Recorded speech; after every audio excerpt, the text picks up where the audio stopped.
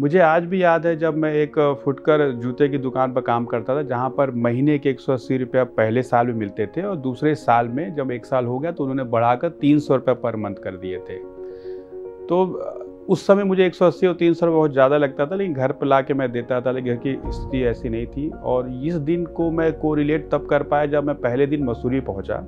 मसूरी पहुँचने से पहले मैंने देखा कि बहुत सारे अच्छे मतलब संपन्न घरों के और मिडिल क्लास फैमिली के भी लोग हैं, उनकी लाइफ स्टाइल। और जब मुझे पहला महीना 8,000 रुपये उसमें मुझे स्टाइपेंड मिला था, तो मैं कंपेयर कर रहा था अपनी पहली कमाई से जब मैं क्लास 8th में था 180 रुपये वाली महीने से। तो एक 8,000 रुपये भी मुझे तब बहुत ज़्यादा लगे। अपनी सिस्टर से बोलता था कि इतना ज़्यादा लोग करते क्या होंगे। बट उसका मुझे सबसे अच्छा चीज़ लगा जब मसूरी पहुँचा, और मुझे दुनिया की जो सबसे लग्जीरियस चीज़ लगी वो एक सिंगल रूम में रहना। एक अकेले रूम में रहना मेरे लिए ख्वाब था कि एक ऐसा दिन आएगा जब मैं एक रूम में अकेला रहेगा, जो मेरा रूम रहेगा, वो मुझे मसूरी में पहली बार मिला। तो उस दिन मुझे वो सबसे अच्छा लगा कि एक डेडिकेटेड बाथरूम, क्योंकि हम लोग जिस बिल्डिंग में रहते थे उसमें 2 बाथरूम थे, उसमें 20 से 25 फैमिलीज़ थे। तो एक dedicated bathroom was a dream for me. वो मुझे बहुत बड़ी बात लगी थी और उसमें बहुत खुश था। एक्चुअली मैं उस बाथरूम को 10 बार पहले दिन देखा था जाकर। मसूरी जाना एक ज़िंदगी का नया अध्याय था। एक ऑफिसर के रूप में ट्रेनिंग लेना, वहाँ के लोग इंटरेक्ट करना, दुनिया भर में एक्सपोजर करना, बड़े बड़े लोगों से मिलना। ऐसे पहले अपने टाइम पे जब हम लोग लेखपाल के पास भी जाते थे किसी सर्टिफिकेट के लिए, तो it was terror for us कि जाना है, बनवाना है, कब मिलेगा और भाई मिलेगा कि नहीं मिलेगा। जब हम लोग मसूरी में गए तो बहुत बड़े अधिकारी, कुछ मंत्री भी आए जिनको हम लोग पहले टेलीविज़न पर देखते थे। तब ज़िंदगी की एक अलग दिनचर्या शुरू हुई, या एक अलग बेस चालू हुआ। वहाँ पर सुबह उठना, रोज़ एक्सरसाइज करना, दिन भर के क्लास करना, इंटरेक्शन करना, देश विदेश की समस्याओं पर करना, उन सब चीज़ों ने मुझे बहुत मैच्योर बनाया है। अभी तक तो मैंने ज़िंदगी को बहुत कम देखा था। बनारस के शहर में रहा और बनारस के भी शहर के 20% पार्ट को ही देखा, क्योंकि मैं वहाँ भी कभी घूमता नहीं था। फिर दिल्ली की तैयारी किया, लेकिन जब मसूरी आया तो मसूरी ने मुझे मेरा परिचय इस देश से करा, इस देश के कल्चर से करा, इस देश की भाषा से करा, इस देश की बोलचाल से करा, इस देश की सोच से कराया।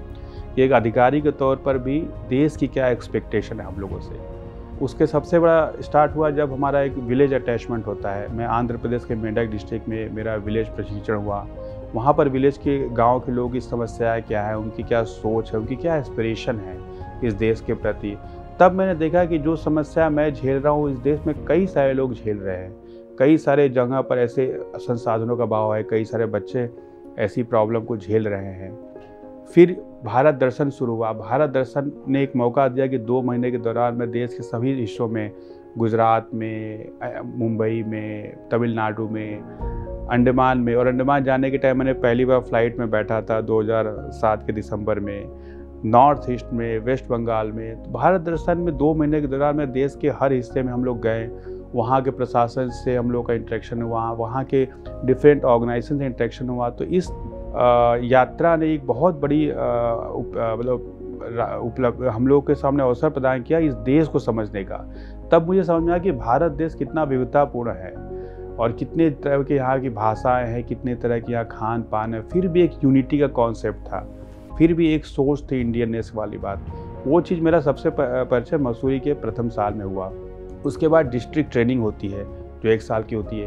तो पहला साल मेरा जो डिस्ट्रिक्ट ट्रेनिंग था, मैं 1 साल नागालैंड में रहा था। और नागालैंड में जाना बड़ा मेरा यूनिक एक्सपीरियंस रहा था, क्योंकि जो नागालैंड के बारे में परसेप्शन है लोगों का इधर, वो नागालैंड के बारे में लोग कम जानते हैं। लेकिन नागालैंड में आप जब जाएँ तो लोग आपको वहाँ सब लोग जानता है।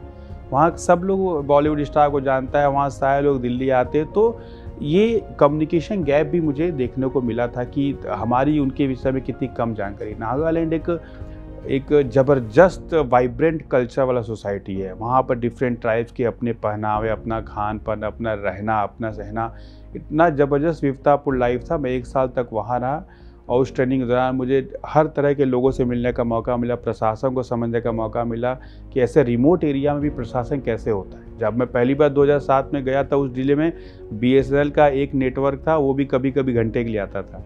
तो it was difficult for us to talk to anyone. तो धीरे धीरे फिर चीज़ें आगे बढ़ती गई। फिर उसके तदुपरांत मैं दिल्ली UT काडर में जब मैं आया तो मेरी शादी हुई, मेरी वाइफ IPS पे है। तो फिर मैंने UT काडर में पहली पोस्टिंग हमारी दिल्ली में हुई। फिर दिल्ली के प्रशासन को समझना, और यहाँ पर मैं जिलाधिकारी के तौर पर भी दिल्ली में काम किया। तो कॉम्प्लेक्सिटी इस देश की समझ में आई कि इसमें कितने कॉम्प्लेक्स इश्यूज़ हैं, कितने प्रॉब्लम्स हैं, और ये एक जर्नी चल रही है। उसके बाद गोवा में रहा, गोवा में मेरा अपना एक अलग अनुभव रहा, गोवा एक डिफरेंट है, फिर अरुणाचल रहा। तो इस सर्विस ने लास्ट 16 सालों में ऐसा विविधतापूर्ण एक्सपीरियंस दिया है कि कभी कभी मैं सोचता हूँ कि ऐसा अवसर किसी भी और जॉब में पॉसिबल नहीं। कोविड के टाइम में मैं director ministry of health Bharat सरकार में था, जहाँ पब्लिक हेल्थ डिवीज़न था, कोविड की मैनेजमेंट टीम में था।